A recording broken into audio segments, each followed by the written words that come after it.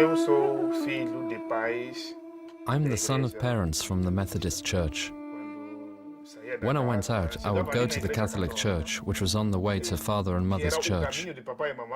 I used to go there, meet other children, and not want to leave.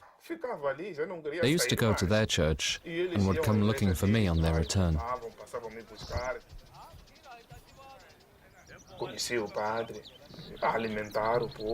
I got to know a priest there who would feed the people with God's word. The way he lived and preached impressed me greatly. We used to talk as I grew up, and I began attending catechesis. Then I was baptized and confirmed. Sometime later I told the priest that I wanted to be like him.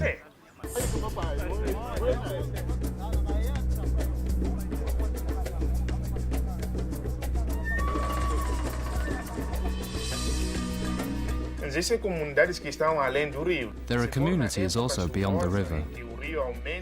When the rainy season comes and the water flow swells, I cross the river on a boat. I leave the car on the bank. I take everything I need with me.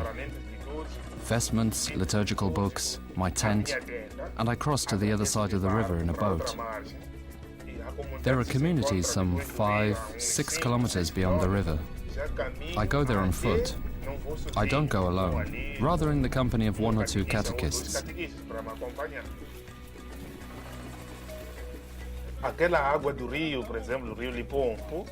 The water in the Limpopo River, for example, swirls.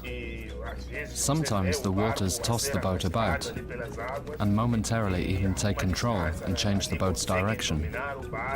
Such situations are difficult and actually put my life in danger. Acho que é risco a minha própria vida.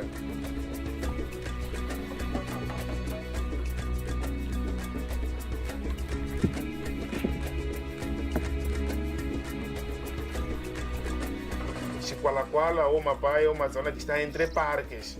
Chiqualaquala or Mapai lie between the national parks, so that if you walk here alone, you risk both life and limb. If there are 2 of you, then you complement each other. You might find cobras, an elephant, or even a lion cross your path. I've heard more than once that a lion had passed this way only a few days ago, or an elephant, or that a lion had devoured a cow or a goat. There are also scorpions here, tiny animals, but venomous. Que quando te pica você passa todo dia a gemer.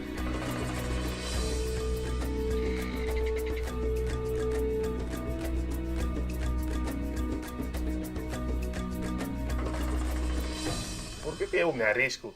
Why do I do it and risk all? Because of the gospel. Because I think about these people from beyond the river, and that they must be filled with God's word.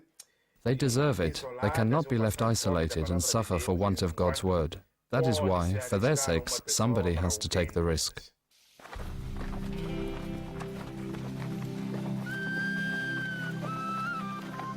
In 1998, I went to a seminary. It wasn't easy. All the other young people I had grown up with in my village went to work in the mines in South Africa. I heard that they found fulfillment, managed to acquire a bicycle, a bed to sleep on, whilst I had none of these things. I felt tempted to leave. Let's leave. You are poor. You will work. You have no father or mother. Go and work for your own good, and so on. I told myself, I have to make a choice. Eu dizia a mim mesmo, a opção tem que ser minha. Fui ao ensino teológico e no ano 2007 terminei. I went to theological college and completed my studies in 2007. I received my holy orders, and the subsequent challenge was to be sent to this region. But I told myself, if I don't go, who will?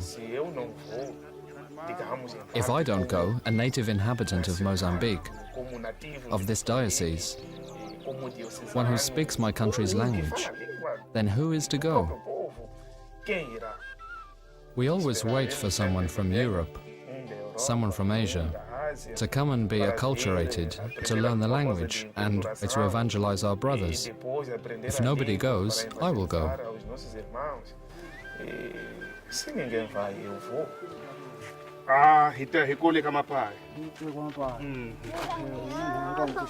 So, kanwang.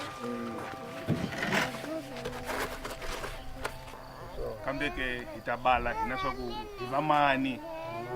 Mina ni Padre Antonio wa igreja católica.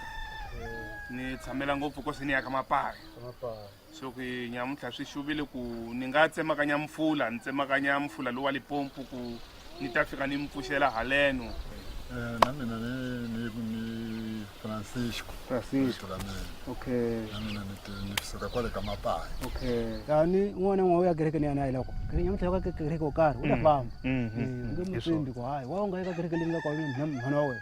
Kari wa tsaka ko kaliya. Wa kamba kwanana. Hi leswo ni nga ha xiva ku miehleketo na swona leswaku ni vona leswaku khambi lin'wani loko ni famba seniya ni tsaka ni famba ka kona ngopfu ni tindhawu tin'wani.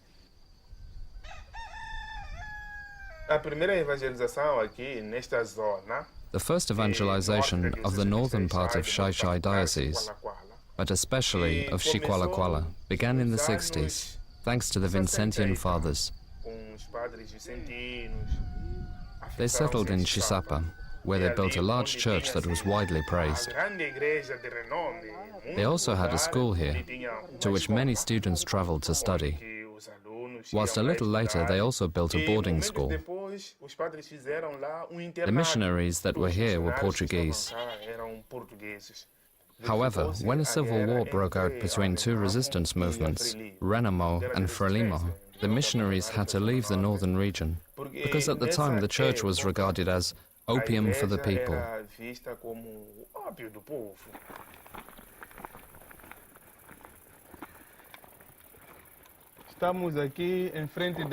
We find ourselves in front of the parish church of Chisapa, our Most Holy Lady of the Assumption. It was without missionaries for many years, which caused the infrastructure to disintegrate, as can be easily seen. The boarding school on the other side was also partially destroyed, as was the school. People continually plead and ask me why the church is in such a state. Why haven't we rebuilt it? Up to now we have not found the resources to undertake such a venture.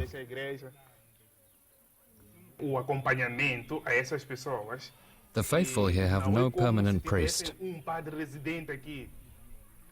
To this and other communities I come once a month, or even every second month. Though we have very few priests, we continue to pray unceasingly.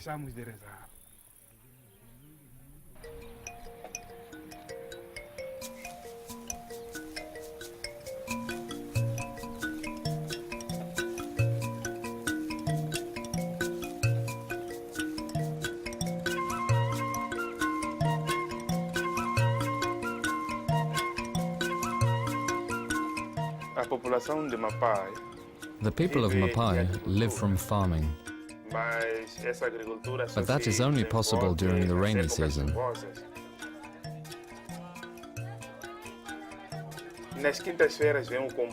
The train comes here on Thursday,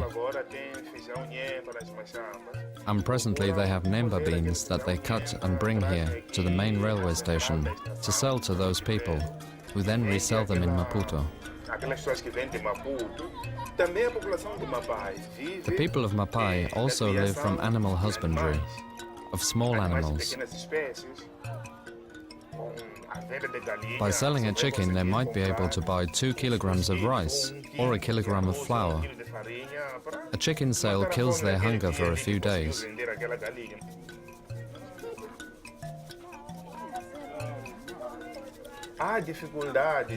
Difficulties are various. There is a lack of roads between Mapai and the villages.